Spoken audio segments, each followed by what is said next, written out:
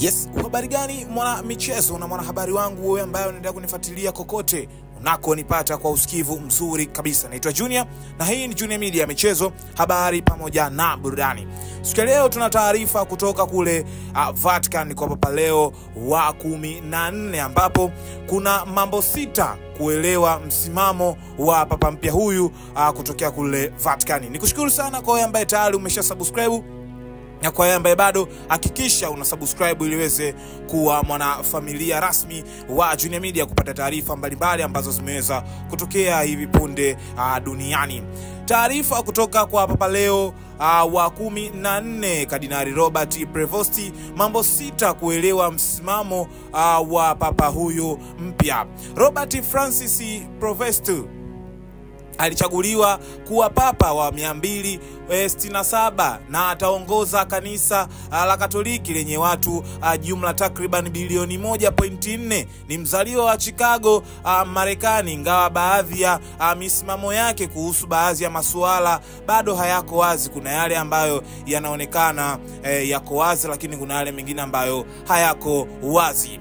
Papa Leo alichaguliwa kuwa kiongozi mpya wa kanisa la Katoliki Alhamisi kufuatia kifo cha mtangulizi wake Papa Francis katika kongamano la siku 2 katika jiji la Vatican.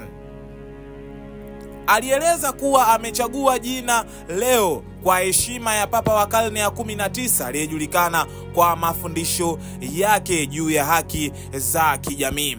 Papa Leo atasimikwa rasmi katika ibada ya misa takatifu katika uwanja wa St. Peter's Square wiki ijayo tarehe 18 mwezi Mei.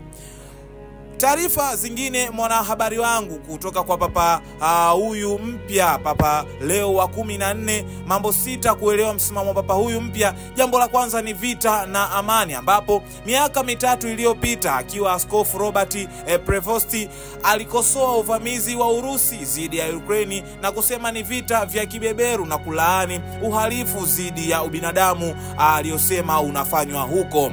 Baada ya kuchaguliwa kuwa papa, hakujizuia kuzungumzia amani. Papa Leo wa 14 alitoa wito wa kusiwe na vita tena katika ujumbe kwa mataifa yenye nguvu duniani wakati wa hotuba yake ya Jumapili ya kwanza huko Vatican.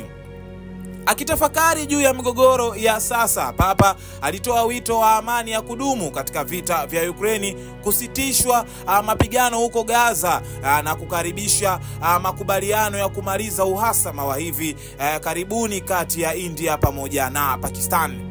Alisema anaumizwa sana na yanayoendelea Gaza. Alionyesha kufurahishwa na makubaliano ya kusitisha mapigano kati ya India na Pakistani na alitaka amani ya kweli na ya kudumu huko nchini Ukraine. Jambo la pili ni unyanyasaji wa watoto. Prevost anashutumiwa kupuuza madai ya unyanyasaji wa kijinsia uliofanywa na makasisi wawili nchini Peru na ana historia ya kupinga ufichuzi wa taarifa za unyanyasaji kwa umma. Kulingana na shirika la waathiriwa wa unyanyasaji la Bishop Accountability, katika kipindi cha miaka 2 iliyopita alipokuwa akiongoza baraza la maaskofu, alisimamia kesi za maaskofu wanaotuhumiwa kwa unyanyasaji na kuzificha. Anasema Anne Barretti Doyle, mkurugenzi mwenza wa Bishop Accountability, alidumisha usiri wa mchakato huo. Hakutoa majina wala data. Chini ya uangalizi wake hakuna askofu aliyevuliwa cheo chake. Kulingana na ripoti ya chuo cha makardinali kuhusu yeye, wafuasi wa Leo wanamtetea na kusema kesi hizo zimeripotia kwa njia isiyo sahihi na isivyo haki kwenye vyombo vya habari. Wanasisitiza alifuata taratibu zinazofaa katika kesi ya makasisi wawili wa Peru wanaotuhumiwa kuwadhalilisha wasichana.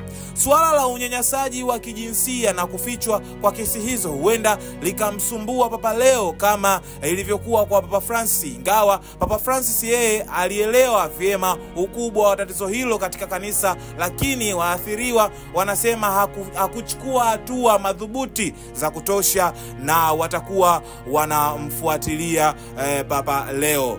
Jambo lingine ni masuala ya LGBTQ.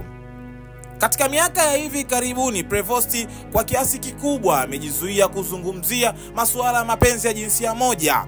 Mwaka 2012 alionyesha wasiwasi wake kwa vyombo vya habari vya magharibi na tamaduni za kisasa kwamba mambo hayo yanachochea imani na matendo ambayo yanapingana na Injili, akimaanisha hasa maisha ya ushoga na familia zinazojumuisha mapenzi ya jinsia moja na watoto wao wa kuasili. Mwaka jana hakukubali wala kukataa baraka kwa wapenzi wa jinsia moja, akisema kuna tofauti za kitamaduni kote ulimwenguni, huku baadhi ya nchi zikiendelea kuharamisha uhusiano wa watu wa jinsia moja. Mwaka 2016 Leo alipinga kufundisha masomo ya jinsia na ngono katika shule za Peru kulingana na vyombo vya habari vya huko. Jambo lingine ni wanawake na uongozi wa kanisa.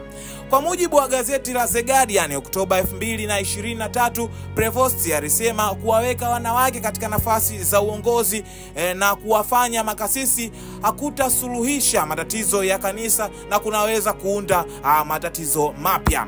Alisema mapokeo ya kitume ni jambo ambalo limeelezwa kwa uwazi sana, hasa kama unataka kuzungumzia suala la kuwafanya wanawake kuwa makasisi. Lakini aliongeza, naamini kutakuwa na utambuzi unaoendelea kwamba wanawake wanaweza kuchangia mambo mengi katika maisha ya kanisa katika nafasi nyingine mbali. Mwaka 2022 aliteua wanawake 3 kumsaidia katika nafasi yake ya ushauri kwa Papa Francis juu ya uteuzi wa maaskofu. Jambo lingine ni mabadiliko ya tabia nchi.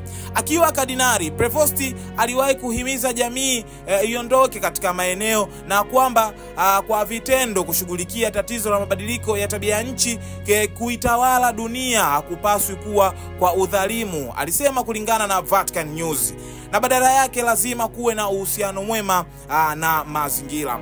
Francis naye alijitolea kushughulikia shida ya mabadiliko ya tabia nchi. Aliandika sana juu ya mabadiliko hayo na kuwa mwenyeji wa mikutano ya kilele ya mazingira, na alikutana na wanaharakati na watunga sera. Jambo lingine ni utoaji mimba.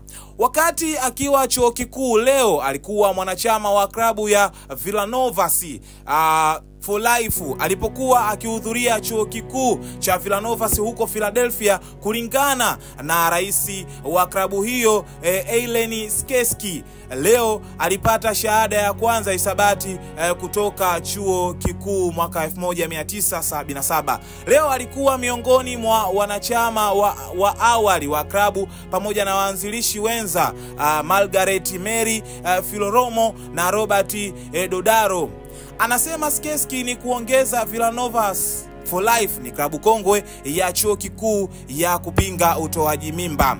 Kanisa Katoliki limepinga kwa muda mrefu utoaji mimba, na Papa Francis aliita hiyo ni dhambi kubwa na akaulinganisha utaratibu huo na kuua, na akaeleza huruma yake kwa wanawake ambao wametoa mimba, akisema uamuzi wao ni wa kuumiza na wenye uchungu.